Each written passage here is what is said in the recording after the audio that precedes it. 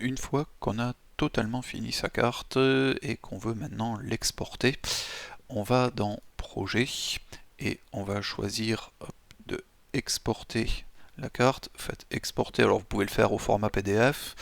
Je vous conseille d'exporter la carte au format image, comme ça vous pourrez la copier directement dans un fichier texte, et au-dessus vous écrirez le nom dans votre fichier texte, vous pourrez faire votre légende en dessous directement avec les outils d'OpenOffice, de Word ou tout autre logiciel. C'est plus pratique, c'est plus malléable, disons, que si vous le faites directement dans le SIG. Donc il vaut mieux faire sortir que la carte en elle-même. Donc on va faire sortir une image. Quand vous cliquez là-dessus, vous allez d'abord devoir choisir ce que vous voulez exporter. Donc si vous cliquez sur dessiner sur le canevas, vous voyez j'ai un petit viseur. Admettons que je veux juste faire l'image de la mairie et des alentours, donc que ça. Vous voyez que je fais ça, je lâche, et donc la carte qui va sortir, l'image qui va sortir, c'est uniquement le petit carré que j'avais dessiné. Tout le reste ne sortira pas.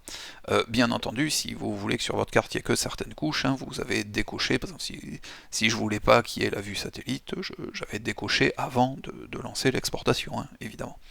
Une fois que vous avez donc bien fixé le cadre, vous allez prendre ici le nombre de pixels par millimètre.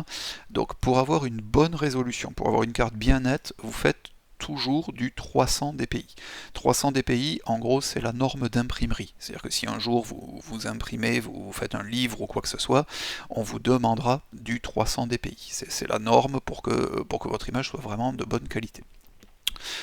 Pareil, si vous voulez renforcer le nombre de pixels pour une qualité meilleure qu'il y a sur votre image, donc plutôt que d'aller juste les augmenter à gauche et à droite, vous faites d'abord un coup sur ce cadenas, ce qui fait que si j'augmente les pixels en hauteur, je les augmenterai aussi en largeur automatiquement. Vous cliquez juste une seule fois sur la flèche vers le haut et il va monter de suite au maximum qu'il peut vous donner. Donc comme ça, vous avez une bonne résolution et vous avez le maximum de pixels sur votre image, donc ça sera très bien. Vous pouvez le copier vers le presse-papier si vous voulez, sinon vous faites enregistrer. Sur enregistrer, vous mettez ça où vous voulez. Donc par exemple ici, donc dans le cours sur QGIS, vous l'appelez, je ne sais pas moi, carte master. Hop, tiens. Attention au type. Donc PNG c'est une bonne extension, mais je vous conseille plutôt de choisir TIFF. TIFF, ce sont les formats images les plus lourds, certes, mais ce sont aussi les formats images les plus performants, de meilleure qualité. Donc vous sélectionnez TIFF, vous faites enregistrer, le format TIFF, ça s'ouvre avec absolument tout et n'importe quoi. Il n'y a pas besoin d'un logiciel précis, si vous ouvrez du JPEG, vous ouvrez du TIFF. Une toute dernière chose qui peut être ennuyeuse. Admettons que j'avais bougé mes étiquettes de données. Vous voyez par exemple là, comme je vous l'avais expliqué dans les vidéos précédentes, je peux très bien avoir décalé le nom parce qu'il chevauchait d'autres choses.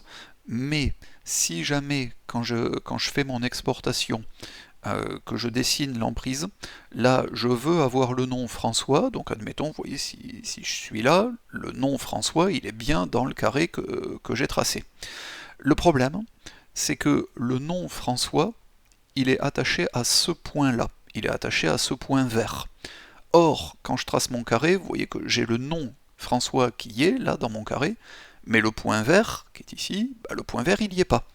Donc, si le point de référence auquel est attaché le nom n'est pas à l'intérieur de votre carré, le nom n'apparaîtra pas non plus.